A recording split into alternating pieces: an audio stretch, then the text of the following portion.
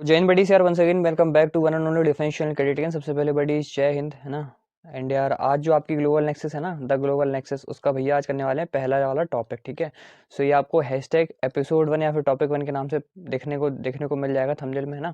आगे देखो लिखा क्या है, India's role in the global climate diplomacy, ठीक है। सो ग्लोबल क्लाइमेट डिप्लोमेसी, अब देखो ग्लोबल क्लाइमेट की बात हो रही है, मतलब भैया क्लाइमेट अभी कहीं ना कहीं एक बड़ा इशू बन रखा है। हाँ भैया बिल्कुल सही कह रहे हो, अभी क्लाइमेट बड़ा इशू बन रखा है। क्यों?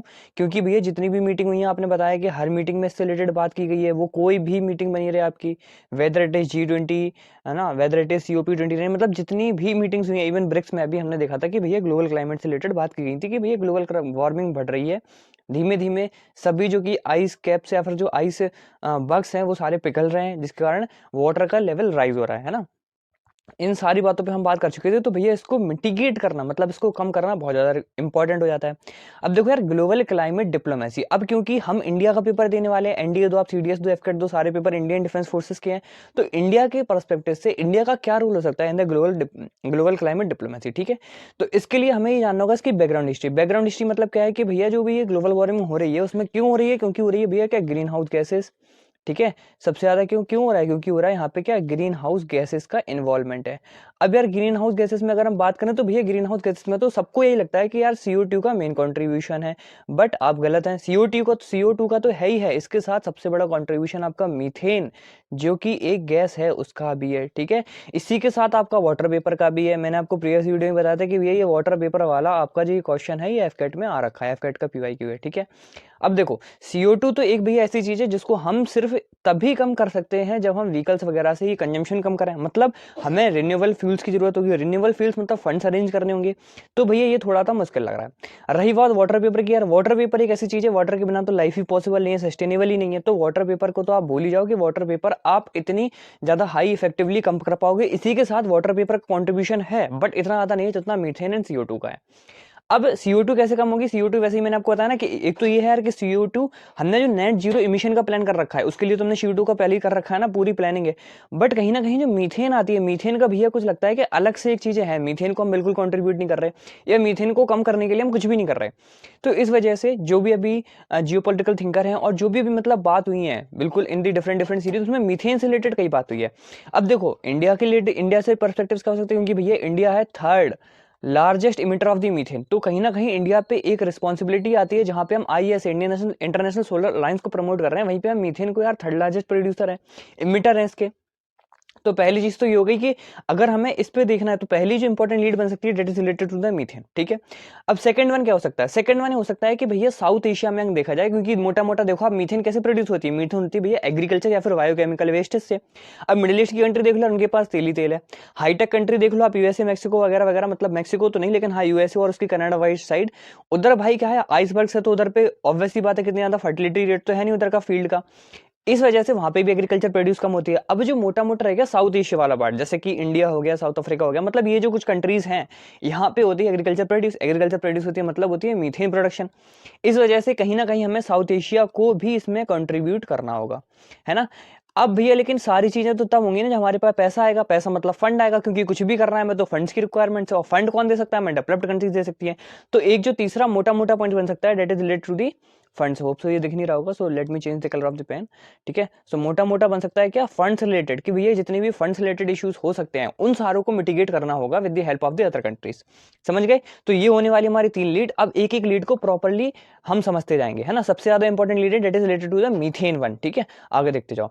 ये रहा भैया ग्लोबल नेक्सस का पहला आपका टॉपिक है, ठीक है। एपिसोड नंबर 1 या जो कुछ भी हम नाम रखेंगे उसके अकॉर्डिंग आपको मिल जाएगा।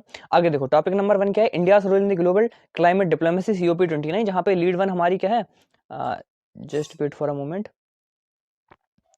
हमारी जो लीड 1 क्या है, डेट इज मीथेन डिप्लोमेसी, ठीक है। मीथेन की डिप्लोमेसी कैसे हो सकती है? तो देखो, methane accounts for the 30% of the global warming जो कुछ भी हो रही है उसमें 30% सिर्फ आपकी मीथेन कंट्रीब्यूट करती है। Since the pre industrial era and has a 28 times greater than the global warming potential than the CO2 over a century. CO2 से भी भैया ज्यादा है, क्योंकि मीथेन आपकी मीथेन की जो, अगर आप ग्रीन हाउस गैसेस के बारे में जानते हैं तो मीथेन की adapting capacity of the light waves is much more higher than the CO2, ठीक है, इस वजह से। आगे देखो, at COP29 reduction reducing methane emission is prioritised as a cost effective method to slow near term warming, ठीक है। तो मीथेन को अगर हम मिटिगेट कर लें, मीथेन को अगर हम रोक लें, तो वो क्या होगा, कॉस्ट इफेक्टिव भी होगा हमारे लिए, क्योंकि बताऊंगा आगे कैसे होगा, कॉस्ट इफेक्टिव कैसे होगा ना, वो अभी आपको इंदौर मॉडल से समझाऊंगा तब पता पड़ जाएगा। क्योंकि हमने खुद अपने इंदौर मतलब इंडिया की कंट्री, इंडिया की सिटी ने कर लिया पूरा का पूरा यार मीथेन एमिशन का, तो ऑब्वियसली बात है कंट्रीज तो कर ही सकती हैं with the cost effective issues, ठीक है। सो इस वजह से मीथेन को कहीं ना कहीं बोल सकते हैं कि मिटिगेट करना बहुत ज्यादा इंपॉर्टेंट हो जाता है। अब देखो इंडिया का कंट्रीब्यूशन क्या है, तो आपको इंडिया कंट्रीब्यूशन सबसे ज्यादा पता होना चाहिए। India is the third largest emitter, India भैया कौन सी थर्ड लार्जेस्ट इमिटर है in terms of the CO2 emission, ठीक है। तो भैया इंडिया क्या है, थर्ड लार्जेस्ट इमिटर है ऑफ द मीथेन। आगे देखते हैं, of the methane due to the agriculture and the waste sectors, ठीक है। एग्रीकल्चर के जैसे, एग्रीकल्चर आपको पता होना चाहिए, मोस्टली एग्रीकल्चर में कौन सा, जो आप पैडी फील्ड से देखते हो, मतलब जो आप राइस वगैरह प्रोड्यूस करते हो ना, उससे। एंड आपको पता होना चाहिए कि भैया India is the largest exporter of the rice, ठीक है। हम भैया सबसे ज्यादा अपना चावल बेचते हैं। अभी यहाँ पे बासमती का भी एक इशू निकल के आता है इंडियन पाकिस्तान का, ठीक है, तो वो थोड़ा अलग मैटर है, तो उस पर हम बात नहीं करने वाले।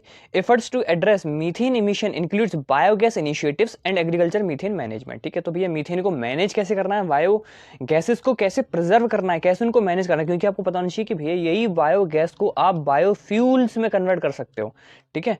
बायोफ्यूल्स में कन्वर्ट कर सकते हो, वो कैसे होगा बताऊंगा भी, ठीक है। आगे देखो, अब आ जाता है आपका most important topic, that is आपका भैया इंदौर मॉडल। इंदौर मॉडल भैया कहना क्या चाह रहा है, आपने इसको कई बार हाईलाइट कर रखा है, अब आप बता ही दो, है ना।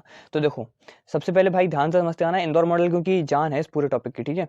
अब देखो इंदौर मॉडल एग्जैक्टली है क्या, इंदौर में क्या होता है आपको पता होना चाहिए। 2019 के अराउंड यार इंदौर भी ऐसा कुछ बहुत बढ़िया अच्छा नहीं था, ठीक है। इंदौर के पास भी जैसे कि और कंट्री और जो ऑल ओवर कंट्रीज में जो और सिटीज है, वैसे यहाँ पे भी अच्छा खासा मीथेन का प्रोडक्शन होता था।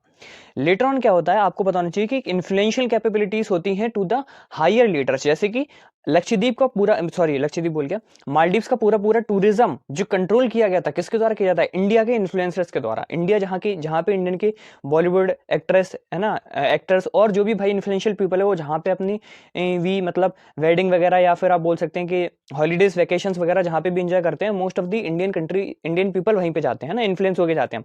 इसी वजह से इंदौर को अगर देखो मॉडल को अगर इन्फ्लुएंस करना है, तो यहाँ पे मेन बात जो आ सकती है वो है कि आपके कि भैया जो यहाँ के मेयर साहब हैं, ठीक है, मेयर साहब आपको बताना चाहिए, जैसे म्युनिसिपल कॉर्पोरेशन होती है तो उसका जो हेड होता है वो होता है मेयर, ठीक है। आगे देखो, इसी के साथ जो भी आपके कलेक्टर साहब मतलब IAS officers, IPS officers and जो भी मल्टीपल ऑफिसर्स हैं, अगर ये लोग अवेयरनेस फैलाएं, अगर ये लोग बोलें कि भैया मीथेन को हमें मिटिगेट करना होगा, देन डोंट यू थिंक यार जो लोकल पॉपुलेशन है, लोकल कंट्री, लोकल पीपल है, उनमें कितना ज्यादा जोश आएगा ये कि हाँ यार करना चाहिए, जब पूरे सबको ही कर रहा है तो हमें भी करना चाहिए, है ना। आगे देखो, the cities large scale biomethane plant converts organic waste into fuel for the buses serving as a replicable model. क्या कहना चाह रहा है बताऊंगा भी, है ना, ये शॉर्ट में लिखा हुआ है। अब देखो जब भाई स्टार्टिंग यहीं से होती है कि हमें ये करना चाहिए। अब जैसे आपने स्वच्छ भारत मिशन का पढ़ रखा होगा ना, तो स्वच्छ भारत मिशन जब स्टार्टिंग में हुआ था तो आपने देखा होगा कि गली गली भाई गाड़ी जाती थी, है ना, एंड सेग्रीगेशन ऑफ वेस्ट होता था। जो आपका रिन्यूएबल वेस्ट है वो एक जगह पे मतलब ग्रीन वाले चैम्बर में, नॉन रिन्यूएबल इन दी ब्लू चैम्बर। स्टार्टिंग में तो भाई ये बहुत एकदम उम्दा तरीके से चला, एकदम भयंकर तरीके से, बट बाय द टाइम इसकी जो बोल सकते हैं कि मतलब जो कुछ भी इसकी इफिशियंसी थी वो धीमे धीमे कम होती गई, है ना, इसी वजह से। लेकिन यहाँ पे इंदौर में ऐसा नहीं हुआ। इंदौर में क्या हुआ ना, लोगों के देखो वेस्ट कैसे होता है, सबसे पहले आप क्या करोगे, वेस्ट को करोगे प्रोड्यूस, ठीक है। सबसे पहले क्या होगा, वेस्ट को होगा प्रोड्यूस, उसके बाद आपको करना होगा सेग्रीगेट मतलब डिफरेंशिएशन करना होगा कि भैया रिन्यूएबल को अलग है, नॉन रिन्यूएबल को अलग। अब इंदौर के people that are so smart क्यों भैया, क्योंकि यहाँ पे इंदौर ज्यादा बड़ा सिटी तो है नहीं, छोटी सिटी है, वहां पे लोगों को इन्फ्लुएंस करना बहुत ज्यादा इंपॉर्टेंट हो गया था, क्योंकि मेयर एंड IAS DM वगैरह सब भाई खुद ही एजुकेशनल सेमिनार्स वेबिनार्स ले रहे थे, तो इस वजह से यहाँ पे सेग्रीगेशन ऑफ वेस्ट काफी प्रॉपर्ली हो पाया।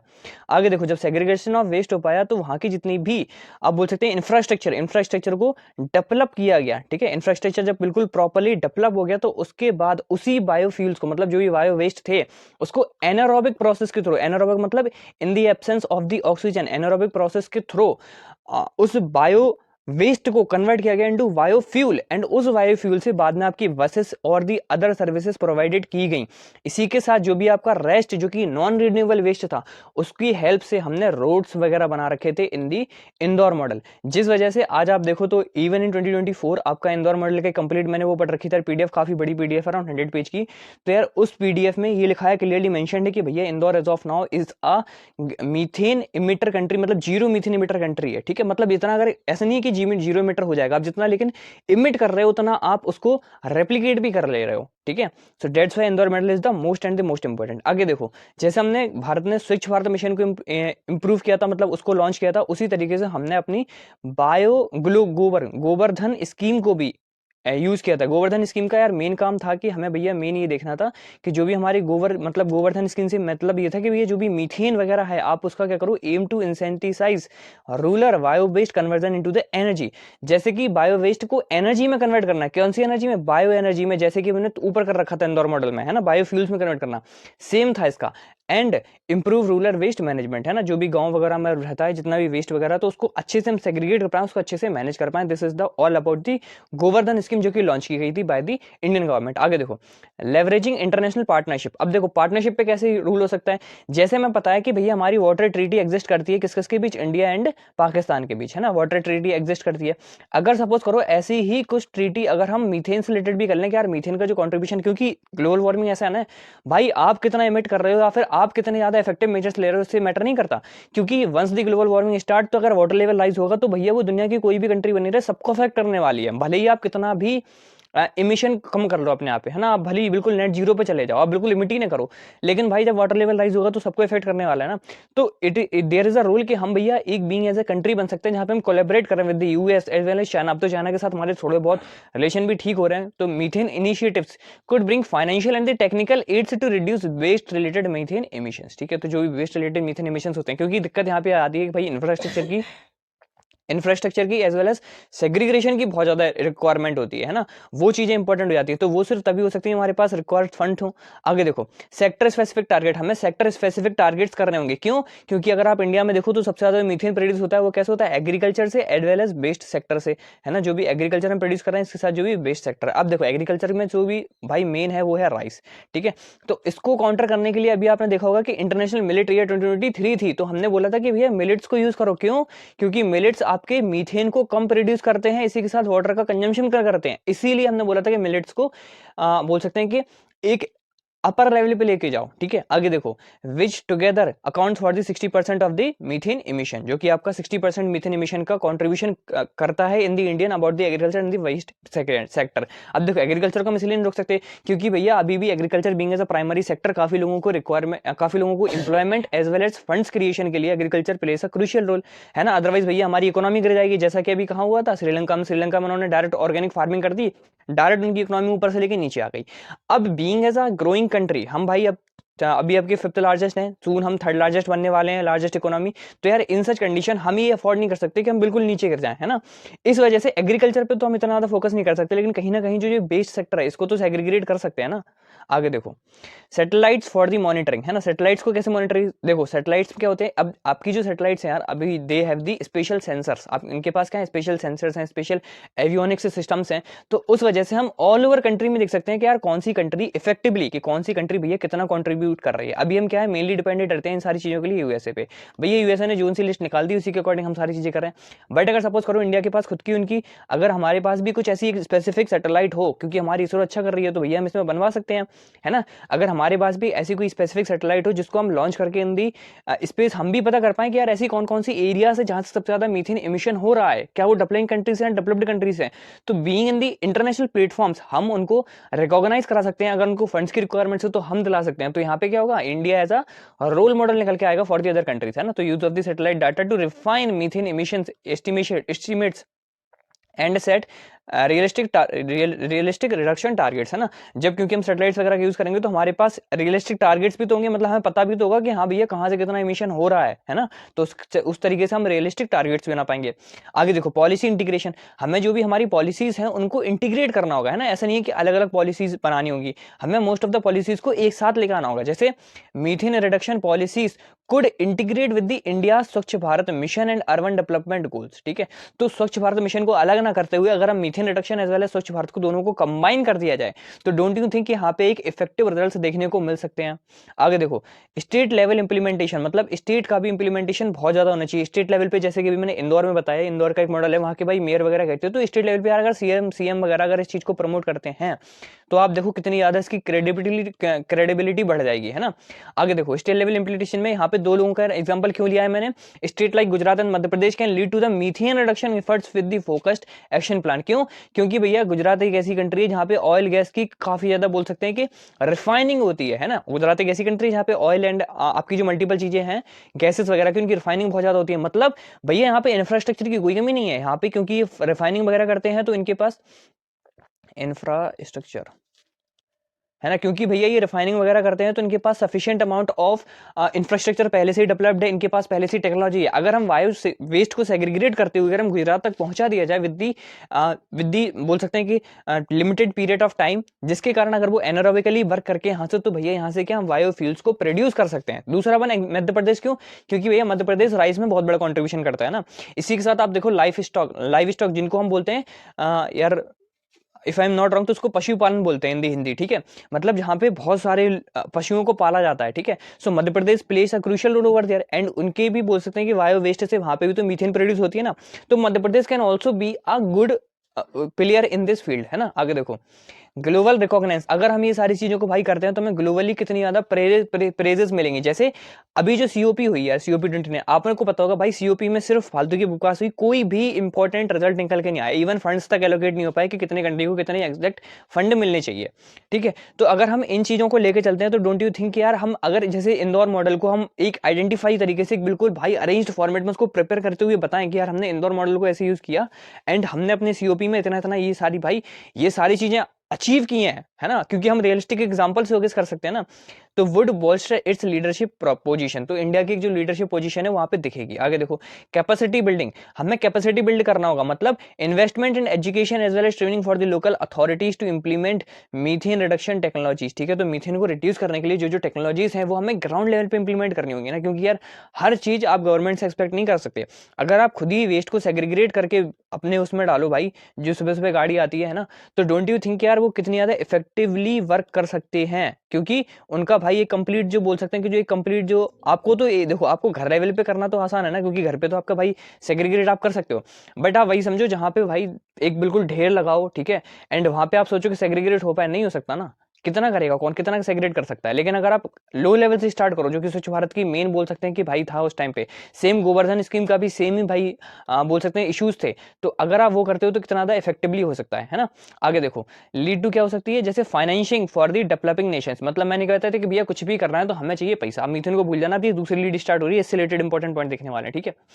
अब किसी भी चीज को करने के लिए चाहिए पैसा, एंड पैसा कौन देगा भैया, डेवलप्ड कंट्रीज देंगी, ऑब्वियस सी बात है, क्योंकि हम तो ये डेवलपिंग है, हम इतना कर नहीं सकते, हम इतना कर नहीं सकते, क्योंकि भैया जो डेवलपिंग कंट्रीज हैं ये तो पहले से इतना ज्यादा प्रोड्यूस कर चुकी है ना, एंड ये तो अभी भी प्रोड्यूस कर रहे हैं जितनी भी डेवलप्ड कंट्रीज हैं। तो भैया ये हमसे कैसे एक्सपेक्ट कर सकते हैं कि हम यार बिल्कुल अपनी इकोनॉमी वगैरह को सब कुछ खत्म करके बिल्कुल सिर्फ एकदम नेचर के प्रति इतना ज्यादा वो दिखाएं इफेक्टिवनेस, है ना। तो इसीलिए हमें चाहिए होंगे फंड्स। अब देखो developed countries have failed to deliver on their 100 billion annual climate finance pledge at COP 29 ना, global climate finance goal is under negotiation, ठीक है। तो अभी की भैया जो सीओपी 29 हुई थी उसमें यही बोला गया था कि हमें कम से कम चाहिए इतने फंड्स, लेकिन इवन यूएसए ने मना कर दिया कि यार इतने तो नहीं दे सकते हम, ठीक है। सो यहाँ पे कहीं ना कहीं इश्यूज निकल के आते हैं। अब देखो इसके लिए हमें क्या करना होगा, demanding equity in the contribution, हमें यार ये बताना होगा कि भैया देखो हमने इफेक्टिवली प्रूव करके दिखाया, इंदौर मॉडल हमारे पास स्वच्छ भारत मिशन है, हमारे पास इतनी सारी फैसिलिटीज हैं, आप और कंट्रीज को उठा के देख लो कौन सी कंट्री ऐसा है जिसने किया हो। इसके साथ ही अभी इंडिया बीइंग एज मतलब फिफ्थ लार्जेस्ट इकोनॉमी निकल के आया, हम यार सब जगह जब इतना अच्छा प्ले कर रहे हैं तो why you people are not giving equity in the contribution, हमें भी इक्वल कंट्रीब्यूशन दो। हम भी भाई अगर आप हमसे कहोगे कि फंड्स अरेंज करो, जैसे कि आपने देखा भी होगा कि इंडिया ने सीओपी में बोला था कि यार जो हमसे नीचे कंट्रीज हैं नो डाउट हम उनको फंड्स प्रोवाइड करेंगे, लेकिन हम अकेले सबकी थोड़ी भाई पूरी दुनिया की ठेकेदारी ले सकते हैं, आप भी करो हम भी करेंगे, दोनों लोग मिलकर करेंगे तब तो हो पाएगा ना। तो ऐसे करके तो advocating for the differentiated responsibility with richer nations providing more financial and technical support, ठीक है। तो जितने भी रिचर कंट्रीज हैं उनको सबसे ज्यादा financial and technical support provide करना होगा।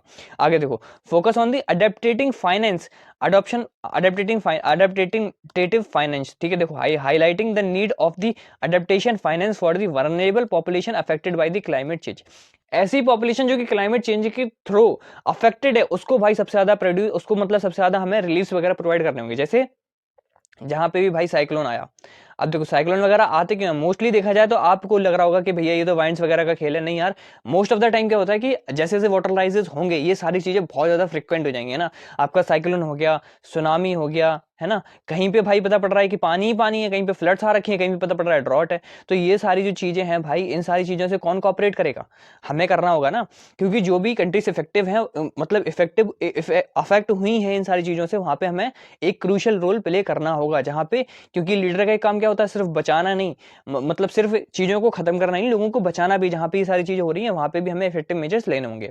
आगे देखो, प्राइवेट सेक्टर का इन्वॉल्वमेंट हमें करना होगा। क्यों? क्योंकि यार एट द गवर्नमेंट लेवल एक कहीं ना कहीं जो एफिशिएंसी, मतलब बोल सकते हैं एक जो डिसपॉइंट आता है, जो कि आपको डेमोक्रेसी में भी देखने को मिलता है, जो कि डेमोक्रेसी का ऐसा वीक पॉइंट बताया जाता है कि यार वर्क काफी ज्यादा डिलेस होते हैं।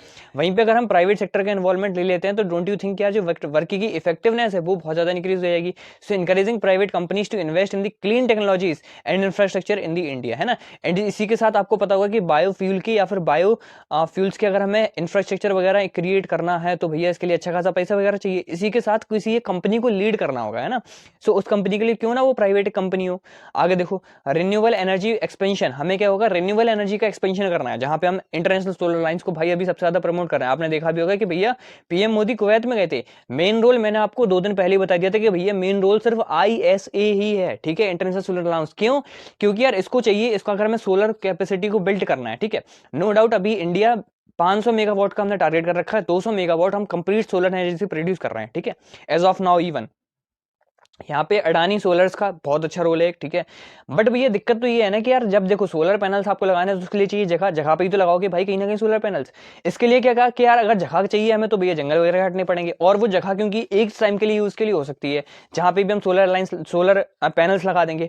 अब लेकिन दिक्कत वही है ना, तो इसी वजह से मोदी ने क्या बोला कि यार आपने घर घर में लगाओ, आपने घर घर में लगाओ, जिसमें 60% आपका खर्चा रहेगा, है ना, 40% गवर्नमेंट देगी। और ये डिपेंड करता है कि आप भैया कितने पैनल्स अपने घर में लगवाते हो, ठीक है।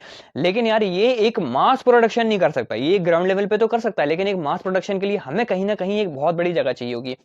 तो अब एक दिमाग लगाएगा कि यार क्यों ना अगर जो वाटर रिसोर्सेस हैं, क्यों ना जो वाटर रिसोर्सेस हैं, वाटर रिसोर्सेस के हम ऊपर बना दिया जाए, है ना। क्योंकि देखो वाटर रिसोर्सेस तो वैसे ही हमारे कुछ ऐसा ऐसा काम के नहीं आ रहा है ना, ओशन वगैरह, क्योंकि उनका तो नाम पानी भाई यूज कर पा रहे हैं ना कुछ कर पा रहे हैं। अब लेकिन दिक्कत ये यार वहां पे लगाए कैसे जाए, लगाए ऐसे जा सकते हैं कि भैया लगा दिया जाए क्या, आर्टिफिशियल आपका आइलैंड बना दो, आर्टिफिशियल आइलैंड, ठीक है भैया। लेकिन यार आर्टिफिशियल आइलैंड इंडियन ओशन जैसी ऐसी जगह में हम नहीं बना सकता ना, क्योंकि इंडियन ओशन तो बहुत बड़ी जगह है भैया, समझ रहे हो।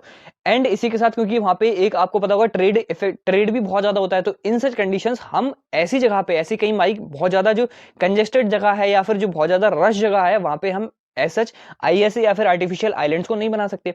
इसीलिए भैया हम कुवैत में क्यों गए, क्योंकि भैया कुवैत के पास पड़ता है आपका द पर्शियन गल्फ एक आइसोलेट सी जगह है, क्योंकि वहां पे सिर्फ जो कुवैत है, इराक वगैरह, उनके भाई पोर्ट्स हैं। एंड वहीं पे जाके उनका उनका सिर्फ आता है भाई जो भी मतलब वर्क, मतलब जो भी बोल सकते हैं, जो भी उनको रिक्वायरमेंट्स हैं, क्योंकि वाटर आपको पता होगा ना कि वाटर से जो कुछ भी भाई ट्रेड वगैरह होता है that is too much cost effective, है ना, बहुत सस्ते में पड़ जाता है।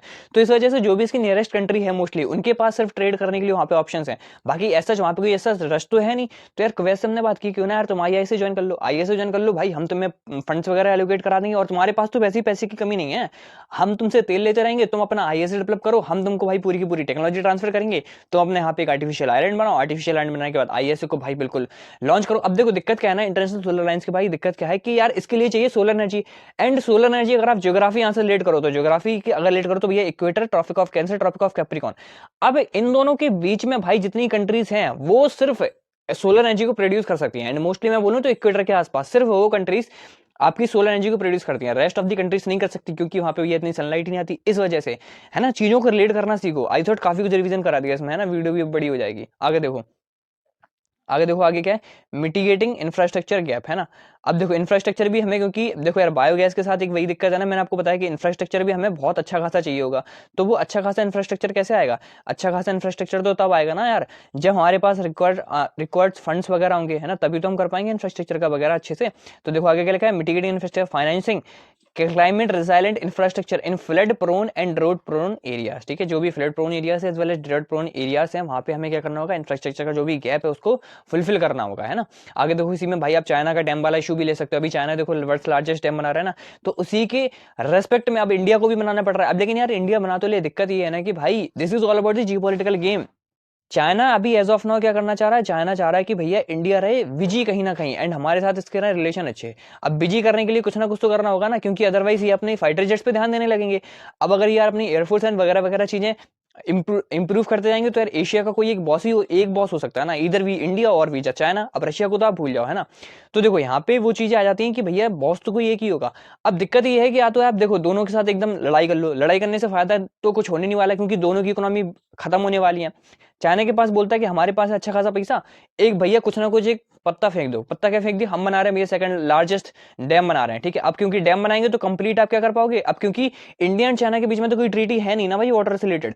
अब ये जब चाहे जब भाई ब्रह्मपुत्र का पूरा पानी खोल के पूरा नॉर्थ ईस्ट पूरा बांग्लादेश सब भाई फ्लड फ्लड से हो जाएगा, ठीक है। तो सारी चीजों को मतलब आप समझ रहे हो, आगे से जितनी भी ड्रोट जो भी कहाँ पे भाई ड्रॉट लेके आना है, कहाँ पे भाई फ्लड लेके आना है, किसको कितना पानी देना है, सारी चीजें चाइना के द्वारा कंट्रोल की जाएंगी, है ना। बड़ी जियोपॉलिटिकल गेम समझो। अभी क्योंकि ऐसी कुछ कंडीशंस बन रही है जहां पे डैम वाला एग्जांपल लिया, तो इसके लिए हमें भैया B mentally prepared for this also. इसलिए इंडिया भी अपना सेकंड लार्जेस्ट डैम बना रहा है। इसी के साथ हमें NDMA that is national disaster management authority, जो कि हमारे पास अभी है एज ऑफ नाउ है, लेकिन इसको भी भाई स्ट्रेंथन करना होगा, क्योंकि आपने मल्टीपल एग्जांपल देखे होंगे जहां पे no doubt these people are ना सैल्यूट भाई इनको। एक जैसे आपको देखो डिफेंस फोर्सेस के लिए जैसे भाई एकदम से मन से काम करते हैं ना, ऐसे भाई NDMA का एक बहुत बड़ा रोल है सच में।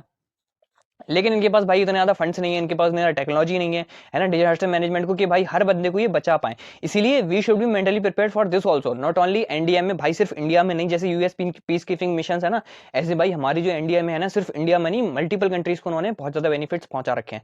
अब भाई देख रहे हो एक एक पॉइंट में मतलब इतनी ज्यादा जान है, अगर आप ये जीडी में यूज कर लो ना तो भाई खेल ही खत्म है सीधे।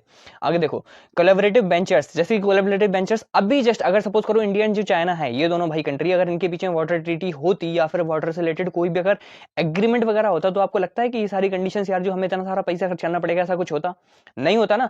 तो इसीलिए हम क्या कर सकते हैं, कोलैबोरेट करो वेंचर्स पे। अब ये होगा कैसे, ये होगा भाई मल्टीपल फोरम्स के द्वारा। मल्टीपल फोरम्स मतलब आप जाओ भैया G20 में, जितनी कंट्रीज को आपको लगता है कि यार पोटेंशियल हो सकता है, सबसे भाई उठा लो, है ना। अब यहीं पे अगर आप रिलेट करो तो सैटेलाइट वाला पॉइंट रिलेट कर लो। सैटेलाइट वाला पॉइंट मतलब जहां से भैया मीथेन का प्रोडक्शन हो सकता है, और जो जो ऐसी कंट्रीज हैं यार जहां पे ऐसे कुछ इश्यूज हो सकते हैं, सबको पहले से प्रॉपर फाइल बनाओ, जितनी कंट्रीज हैं भाई सबके साथ ट्रीटी साइन कर डालो, ठीक है। लेकिन अपने जियोपॉलिटिकल इंटरेस्ट में। आगे भाई देखो यहीं पे आप ब्रिक्स को ले सकते हो, ब्रिक्स में क्योंकि चाइना भी है, और क्योंकि ब्रिक्स में पुतिन साहब का एक बहुत बड़ा रोल है दोनों कंट्रीज को साथ में लेके आने का, तो यार यहीं पे हम क्यों ना इशू उठा दें ये वाला भी कि यार देखो ये पुतिन साहब ये देखो ऐसा ऐसा कर रहे हैं, अगर आप कहो तो बताओ हम एक ट्रीटी साइन कर लेते हैं। इसी के साथ आप मल्टीपल फॉर्म या क्वाड है, क्वाड पे उठा दो यार, यही सेम बात है ना। सो आप मल्टीपल जगह पे कर सकते हो सेम। देखो आगे देखो Brazil and the south Africa लिख रखा है, क्यों, क्योंकि बोथ ऑफ द कंट्रीज के पास ये भी देखो एग्रीकल्चर में अच्छा खासा प्रोड्यूस करते हैं दोनों कंट्रीज, इनके पास भी एडवांस टेक्नोलॉजी नहीं है, डेवलपिंग कंट्रीज हैं ऑफ नाउ, तो इनको भी हम रिक्वायर्ड फंड्स प्रोवाइड कर सकते हैं। एंड यार देखो डेवलपिंग कंट्रीज से अगर जुड़ना है तो भी हम एक मेजर बोल सकते हैं कि एक मतलब बहुत बड़ा इंपैक्ट लेके आ सकते हैं, ठीक है।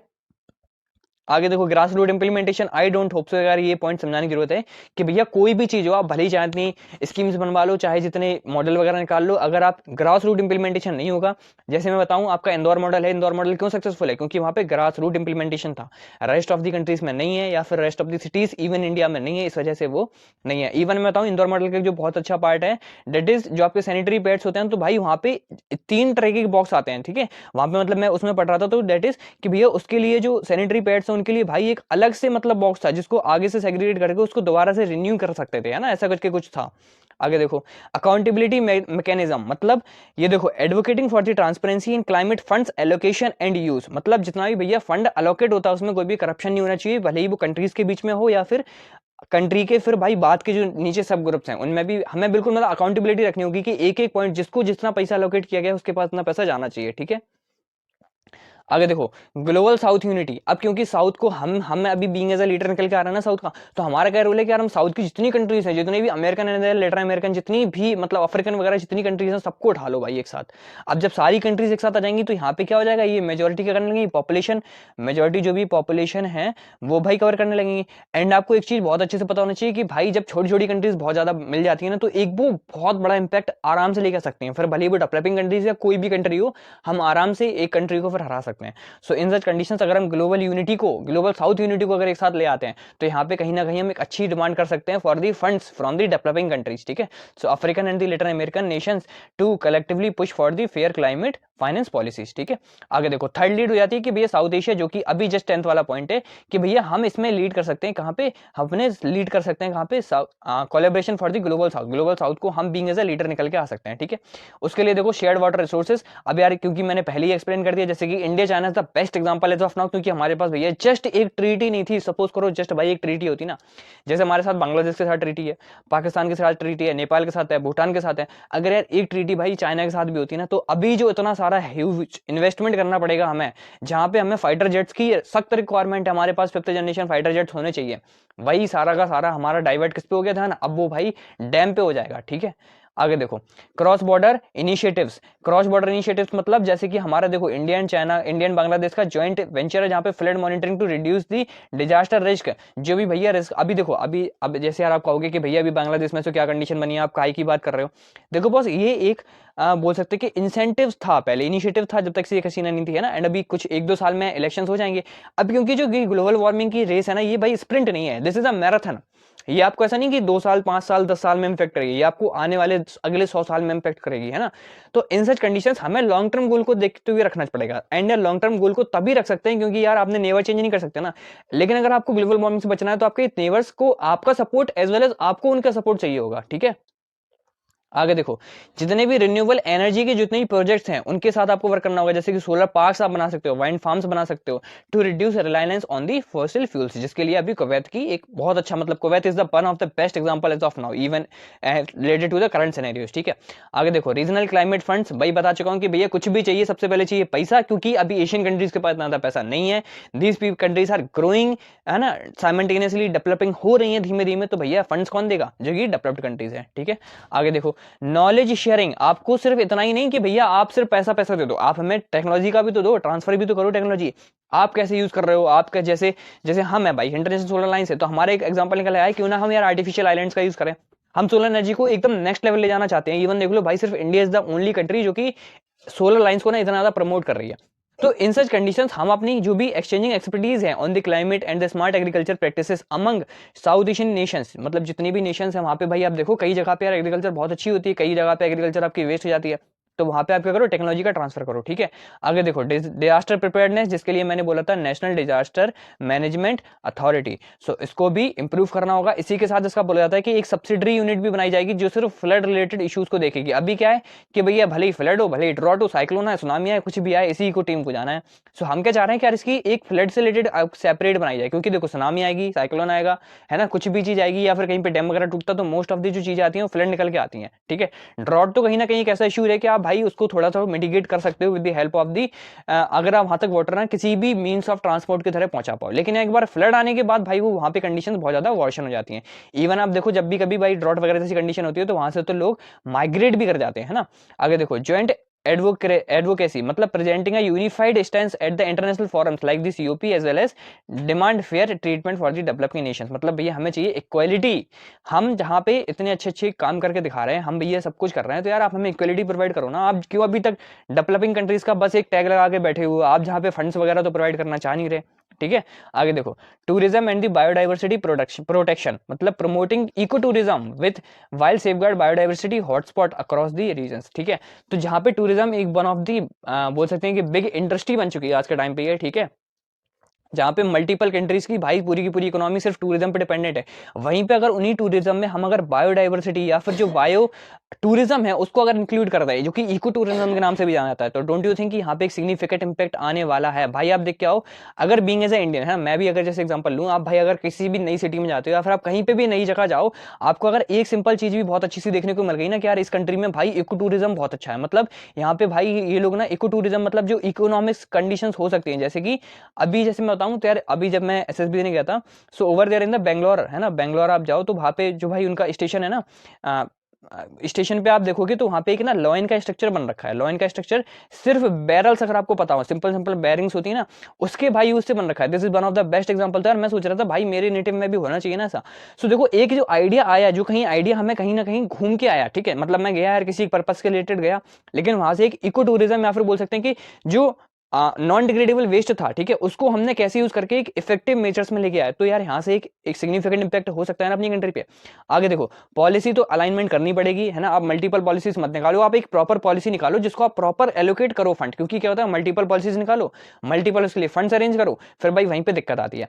आप करो एक एक पॉलिसी निकालो, एक पॉलिसी निकालते हुए सारे के सारे फंड्स उसमें एलोकेट कर दो, एंड उसको ही फिर भाई अच्छे तरीके से प्रमोट करना सीखो, है ना, जिसमें कुछ ना कुछ ऐसी कुछ चीजें हो जिस कारण people will get affected from this, है ना, जिसके कारण क्या हो कि सारे के सारे लोग उस अलाइनमेंट को, उस पॉलिसी को बहुत अच्छे से इंप्लीमेंट करें at the grass root level also. आगे last but not the least कि agriculture education as well as research, मतलब आप जितना ज्यादा उस पर इन्वेस्ट करोगे उतनी ज्यादा ही आपको उसकी प्रमोशन भी करनी होगी, है ना। आज के टाइम पे जैसे हो गया ना कि एक भाई आप कितने अच्छे हो, this is not matter, how you pretend, how you define your self in the front of the world कि आप भाई कितने अच्छे हो, तो वो कैसे आएगा, एजुकेशन वगैरह आप प्रोवाइड करो अपनी कंट्री को, है ना। आप डिफरेंट डिफरेंट वेबिनार्स निकालो, डिफरेंट डिफरेंट सेमिनार्स निकालो, न्यूज़पेपर्स में आर्टिकल्स दो, है ना, तो इन सारी चीज़ों के थ्रू अभी हो सकता है बहुत एग्जांपल, जैसे अभी देखो आप टीवी वगैरह में तो एक कार्टून टाइप आते हैं ना, जैसे कि इन ग्लोबल वार्मिंग से रिलेटेड काफी कुछ चीजें कर रहे हैं, तो this is one of the best example.